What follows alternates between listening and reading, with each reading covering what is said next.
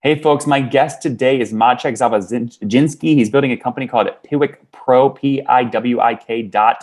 It's a privacy-friendly alternative to Google Analytics. Maciej, are you ready to take us to the top? Yes, All right. thanks for having me. Competing with Google Analytics is not easy. So help us understand, why are you different? Why are people switching to you?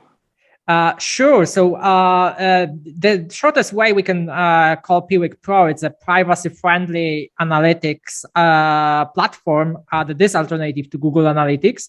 And we fight by giving the users control over the data and complying with the privacy laws. Very cool. Now, give us a sense of growth here. How many customers are on the platform today? We work primarily with enterprise customers, and we have over 200 of large organizations as our customers. And what does enterprise mean? What are they all paying you per month on average? I would say, let's start with the organization size. So typically these are organizations that have more than 5,000, more than 10,000 employees. Sometimes they have hundreds of thousands, but let's say that's a probably minimum size of the organization that I would call enterprise. And our average contracts is way above 20,000 annual recurring revenue. Okay. And what did you do, or what are you doing right now in terms of monthly recurring revenue?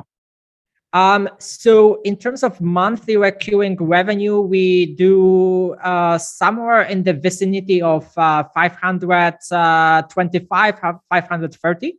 $1,000 US? Yes, that's in US dollars. Okay. And where were you exactly a year ago so we can calculate growth rate? If you take a look at the year-over-year growth, that's somewhere around 30% that we did compared to the last year. Okay. What does that mean? I mean, do you know what your revenue was monthly about a year ago? It was somewhere around 400 something 400, okay. monthly recurring revenue.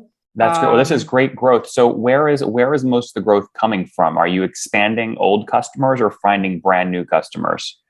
So we have both. So we have actually quite nice success last year with our net retention rate. So we did over 110%, and we are on track to do more than 110% this year as well. Congrats. That's big.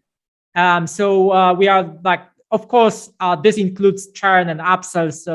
What were those percents? How much churn and how much upsell? I don't have this number at hand, but probably around less than 10% churn, and then more than 15% of upsells. 15, 20% upsell, 10% churn would be 110 net.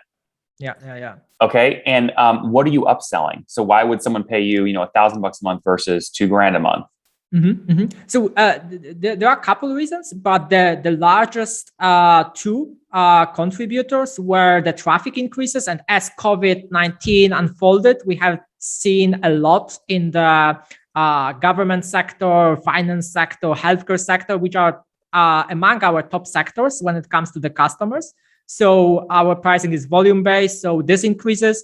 We also increased our pricing plans itself for the new business, which had some impact. Also for the renewal of the contracts.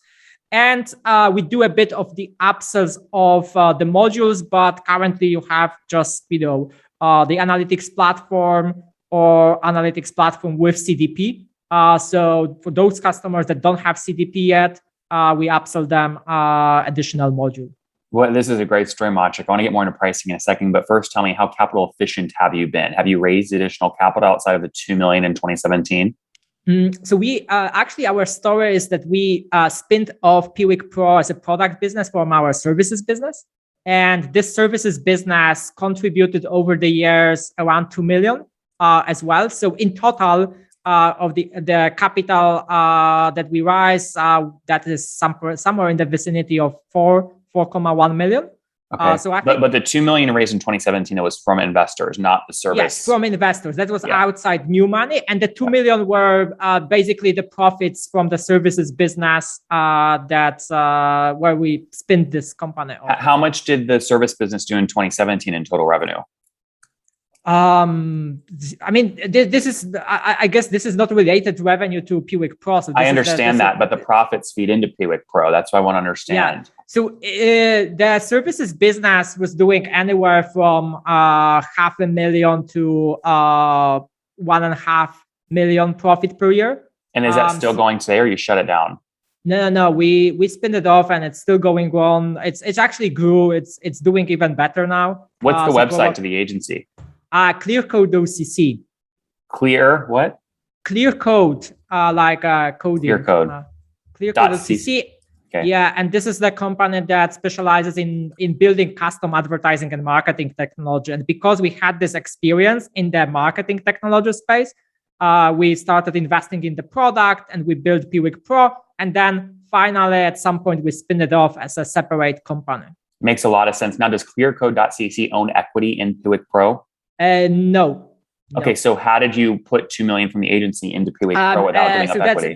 That's a state from now, but it used to own the equity when we were adding the capital. But right now, after the spin-off, it's same shareholder structure pretty much, but this is a completely separate entity. Maciej, how much equity do you own currently in Piwik Pro? So I own over 40% with additional voting rights. That gives me the control. So you control the company. Who owns the other 60% of the equity, though? It's employees, former founders, as well as investors. How much do investors own? We have investors own somewhere around 20%. Okay. But it's not only for the primary, but they also did some buybacks from inactive founder, as well as we have a sizable employee pool. How big? As well as management pool of like 10+%. Okay, 10% there. So 10% employee option pool. Maciej, you own more than 40%. Investors own 20%. That's 70 there. So former founders still own about 30%. Yes. So there is still one inactive founder that owns. It's probably probably there is some miscalculation, but he still have like a double-digit percentage in the company. Understood. And the $2 million you raised in 2017. Do you remember what valuation you raised that at? We raised it at, I will have to recalculate it to US dollars because it was in Polish zlotys, but that was in the vicinity of 7 million pre-money. 7.5 million pre-money. Okay, interesting. And then are you looking at raising capital today or no? So actually, we got quite nice offers, term sheets for our next series. But we decided because we've just launched our freemium model, and we see a big upside potential in that, in accelerating our growth.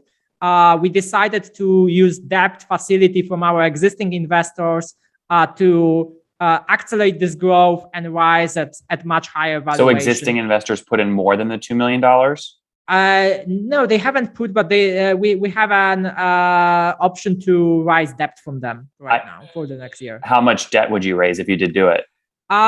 We will raise probably, so this will be some bridge between the now and Series B, and we'll probably need another 2 to 3 million to accelerate the traction of our freemium model, and then we'll raise proper Series B next year.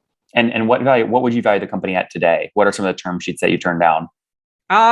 So I think I will leave it up. So the multipliers were in the vicinity of 10x annual recurring revenue. And we feel that we can rise at much higher valuation if we execute flawlessly on the freemium model. So you feel like, those offers at a 10x multiple, then you're talking like $65 to $70 million pre-money. Yeah, exactly. Yeah. Very interesting. Now, if you did raise debt, what interest rate would you pay on that debt from investors?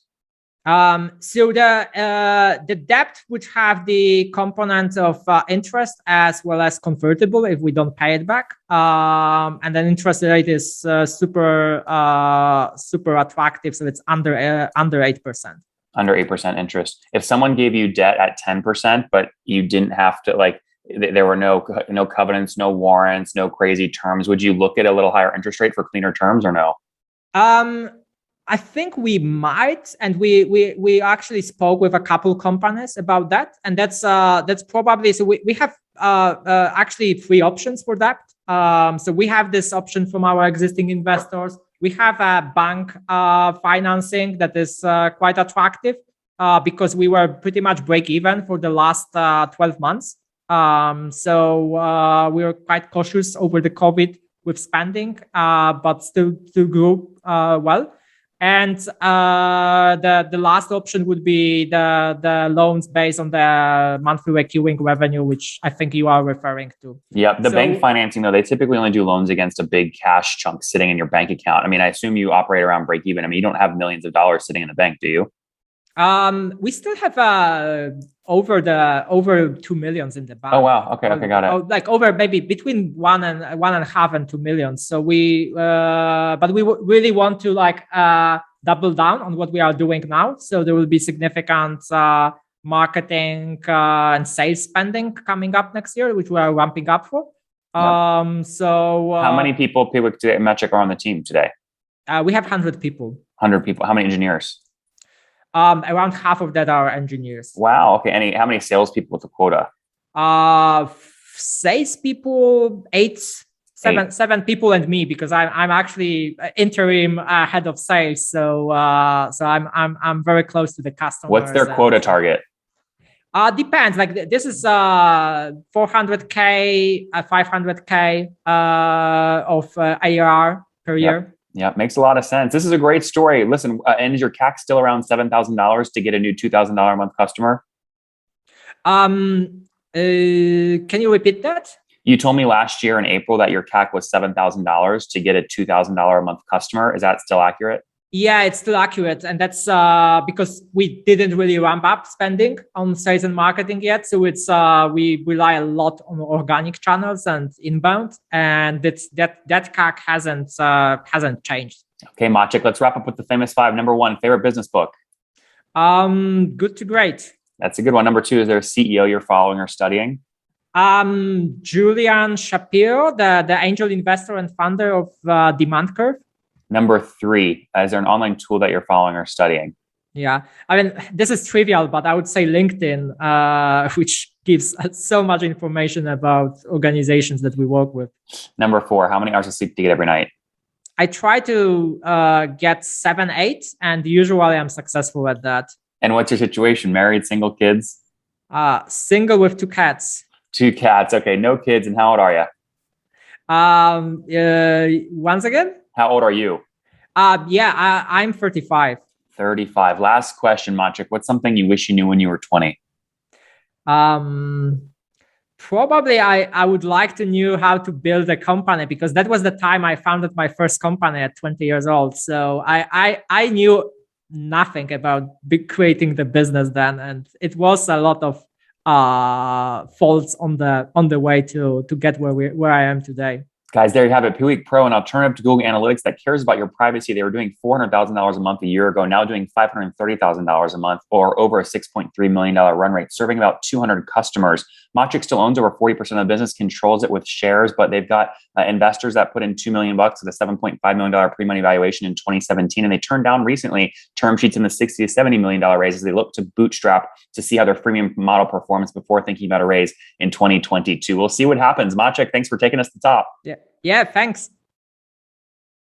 One more thing before you go. We have a brand new show every Thursday at 1 p.m. Central. It's called Shark Tank for SaaS. We call it Deal or Bust. One founder comes on, 3 hungry buyers, they try and do a deal live, and the founder shares back-end dashboards, their expenses, their revenue, ARPU, CAC, LTV, you name it, they share it. And the buyers try and make a deal live. It is fun to watch every Thursday, 1 p.m. Central. Additionally, remember, these recorded founder interviews go live. We release them here on YouTube every day at 2 p.m. Central. To make sure you don't miss any of that, make sure you click the subscribe button below here on YouTube, the big red button, and then click the little bell notification to make sure you get notifications when we do go live. I wouldn't want you to miss breaking news in the SaaS world, whether it's an acquisition, a big fundraise, a big sale, a big profitability statement, or something else. I don't want you to miss it. Additionally, if you want to take this conversation deeper and further, we have by far the largest private Slack community for B2B SaaS founders. You want to get in there. We've probably talked about your tool if you're running a company, or your firm if you're investing. You can go in there and quickly search and see what people are saying. Sign up for that at nathanlatka.com/Slack. In the meantime, I'm hanging out with you here on YouTube. I'll be in the comments for the next 30 minutes. Feel free to let me know what you thought about this episode. And if you enjoyed it, click the thumbs up. We get a lot of haters that are mad at how aggressive I am on these shows, but I do it so that we can all learn. We have to counter those people. We got to push them away. Click the thumbs up below to counter them and know that I appreciate your guys' support. All right, I'll be in the comments. See ya.